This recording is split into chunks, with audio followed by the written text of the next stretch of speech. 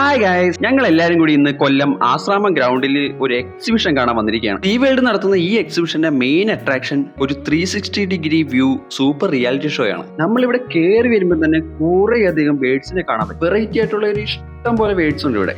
വേദിക്കുട്ടൻ ഈ എക്സിബിഷനിൽ ഏറ്റവും കൂടുതൽ ഇഷ്ടപ്പെടാൻ പോകുന്നത് ഈ ഒരു ബേഡ്സിന്റെ സെക്ഷൻ തന്നെയായിരിക്കും. നല്ല വെറൈറ്റി ടൈപ്പിലുള്ള കുറേയധികം കോഴികളെയും പ്രാവുകളെയും ഒക്കെ കാണാൻ പറ്റി.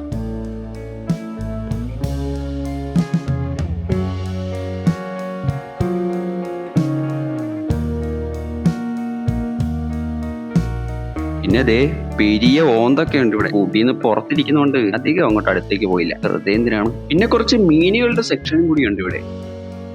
ഈ കാണുന്ന ഡോമിലാണ് 360 ഷോ നടക്കുന്നത്. ഈ ഡോം കണ്ടിട്ട് കഴിഞ്ഞ ദിവസം കണ്ട ഗോളം സിനിമയിലെ ലാബിന്റെ അതേ സ്ട്രക്ചർ. അവിടെ ഓൾറെഡി ഒരു ഷോ നടക്കുന്നുണ്ട്. ആ ഷോ കഴിഞ്ഞപ്പോൾ തന്നെ ഞങ്ങളെ എല്ലാം വരിവരിയായിട്ട് അകത്തേക്ക് കയറ്റി. അപ്പോൾ ഇതിന്റെ അകം കാണാൻ നല്ല സൂപ്പറാണ്. ഇതിന്റെ മുകളിൽ കുറെ പ്രൊജക്ടേഴ്സും കാര്യങ്ങളൊക്കെ വെച്ചിട്ടുണ്ട്. അത് വെച്ചിട്ടാണ് അവർ ഈ 360 അപ്ലൈ ചെയ്യുന്നത്. വേദക്കുട്ടിക്കാണെങ്കിൽ ഇതൊക്കെ കണ്ടിട്ട് കിളി പോയിരിക്കുകയാണ്. കയറി കുറച്ച് കഴിഞ്ഞപ്പോൾ തന്നെ ഷോ സ്റ്റാർട്ട് ചെയ്തു. സംഭവം രക്ഷയില്ല.